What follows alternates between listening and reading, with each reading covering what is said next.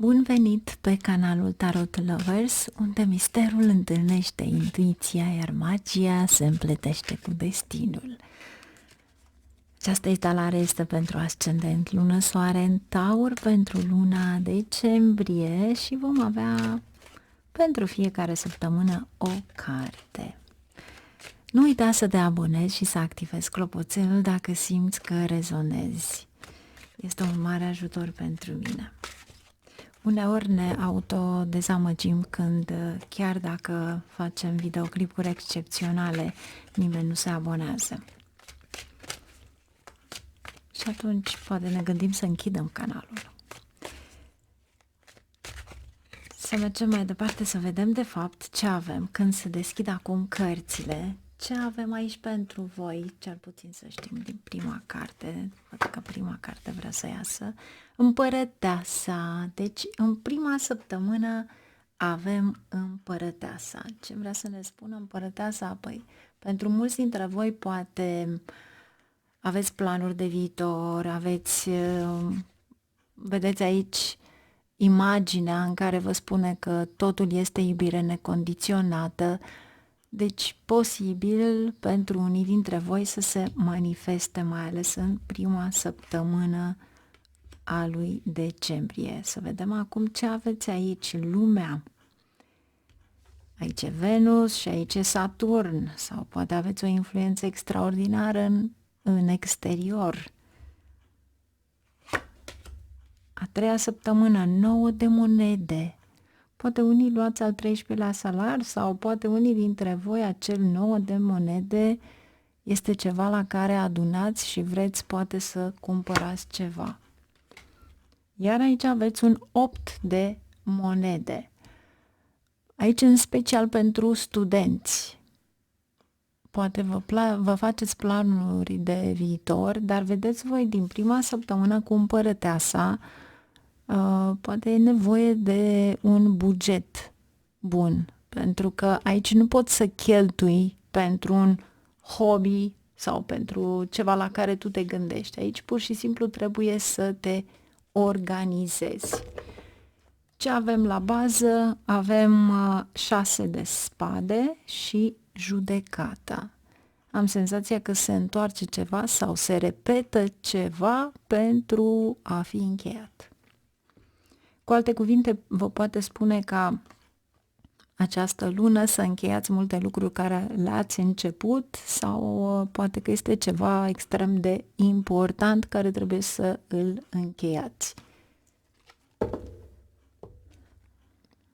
Iar aici aveți autoritate, grație la locul de muncă. Să vedem ce avem aici pentru voi, să le clarificăm. 6 de monede, regina de monede, energia voastră.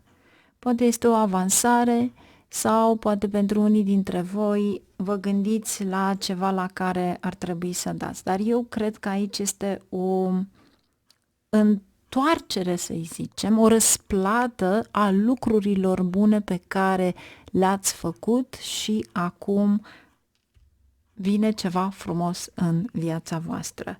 Lumea, Saturn,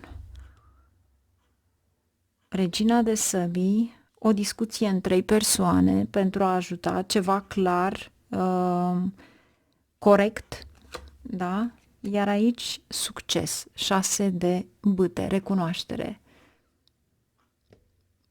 Toată lumea te apreciază, nu numai colegii, dar și la locul de muncă sau ceea ce faci. Este o încurajare pe care o primești în același timp, pentru că acest succes vine în urma acestei regine de săbii. Îți dă autoritate, dar în același moment îți spune să nu abuzezi de autoritate, da? Și posibil pentru unii dintre voi, atunci când vine și cu mișcarea lui Saturn, vreau să înțelegeți că de fiecare dată când vine ceva foarte bun, din spate vă confruntați cu niște acuzații false, pentru că este din spate, da? Ceva la care tu nu ai absolut nimic, dar asta ți arată prin energia respectivă, pentru că, vedeți voi aici 3 persoane care duc această barcă.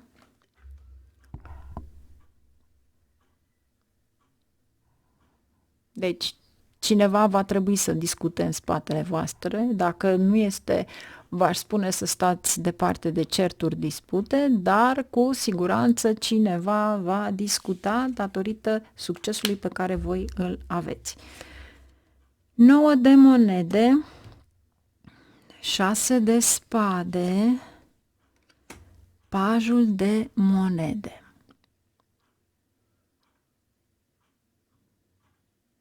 Posibil pentru unii dintre voi să fie un tranzit financiar. Poate că aveți o problemă financiară sau poate vă puneți problema că nu ați dat o datorie sau poate pur și simplu un împrumut sau o datorie veche vă poate cauza unele probleme, dar nu este ceva major. E pur și simplu un tranzit. Veți trece peste asta. Și cu siguranță se va repara ceva, pentru că, dacă mi-aduc aminte, aici aveți din nou 6 acesta de spade. Deci vă spune că treceți prin ceva, este ceva trecător. Ca și cum ați trece de pe un mal pe celălalt. Deci puțină răbdare, pentru că chiar dacă v-aș spune că să faceți un remediu pentru a nu a trece, mai bine lăsați să treacă și vedeți mai departe. Și poate că așa vă dați seama și de oamenii pe care îi aveți voi în jurul vostru. Iar cei care aveți poziții înalte, fiți foarte atenți, pentru că se vor risca oameni care pur și simplu să vă saboteze ceea ce faceți. 8 de monede, împărăteasa, deci studiile pe care le faceți sau dacă eventual vreți să mergeți să faceți educație sau aveți examene, vă vor aduce niște beneficii extraordinare, extrem de frumos, iar aici noi începuturi. Pentru unii dintre voi, prin ceea ce studiați sau faceți, ar fi bine să începeți o practică și poate chiar vă luați un job care vă va asigura bănuți pe care vreți să-i cheltuiți. Vedeți, aici cheltuiți. Poate fi ceva luxos, poate fi ceva la care îți dorești foarte mult, dar sunt din banii tăi. Iar dacă te gândești să schimbi locul de muncă, nu te grăbi pe luna aceasta pentru tine, nu. Ai puțină răbdare, pentru că eu simt că e o problemă emoțională și vei trece. Ce avem aici? Judecată. Ia vedeți voi aici, nu avem judecata din nou. Se repetă cărțile pentru a ne capta, de fapt, atenția că trebuie să ne calmăm mintea și că ceva se repetă pentru simplu fapt că trebuie să trecem prin acest tranzit. Dar după ce trecem peste acest tranzit, avem împărăteasa.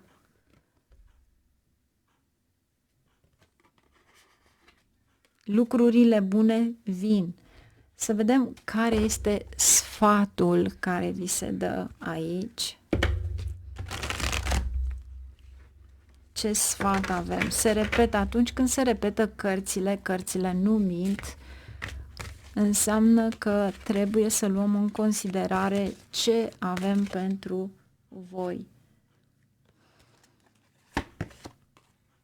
Nu se poate. Avem a 3-a oară împărăteasă. Poate unii dintre voi chiar vă cumpărați o mașină pentru că împărăteasa este Venus și este semnificația mașinii, dar pentru mulți dintre voi aici îți spune este timpul să treci la acțiune, pentru că aici este puterea, creativitatea și succesul tău te va aduce la o viață luxoasă. Ia uitați-vă și voi ce frumos e.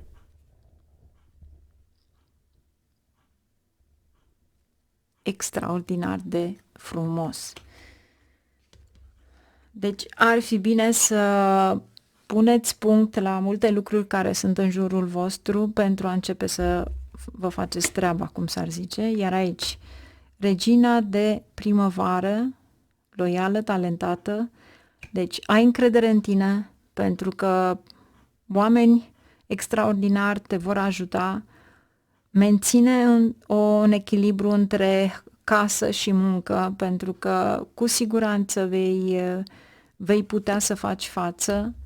Împăratul poate fi împărăteasa și împăratul, deci din relația ta, partenerul tău te va ajuta enorm și te va susține. Justiția, se face dreptate în ceva, dar cred că este de fapt o reviziune, nu reconciliere, aici este o reconciliere, este o revizuire, să zicem, la ceea ce ar trebui tu să faci. Vei câștiga în orice îți propui, dar trebuie să iei niște decizii corecte. Superbă etalarea! Nu uita să te abonezi și să activezi clopoțelul dacă simți că rezonezi. Numai bine, la revedere!